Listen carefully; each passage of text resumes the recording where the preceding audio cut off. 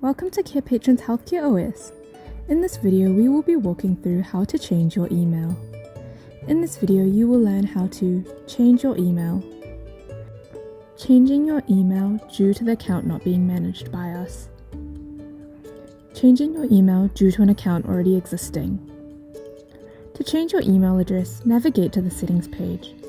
On the Profile tab, click Edit. Change the email address to your new email address. Go to the email inbox of the new email address and click the link within the email. Log in with your new email. If you have signed up to Carepatron through an external manager such as Google or Microsoft, follow these steps to troubleshoot an account which is not managed by us. Log out of Carepatron. Go to the Carepatron sign-up page and create an account with an email and password. Go to your email inbox, click on the link within the email. Log into your account using the email and password. Now repeat the steps we went through in the beginning of the video to change your email. To change your email address, when an account already exists, you can transfer ownerships to the new email you would like to change it to. Transferring ownerships can be learned through the video linked in the card.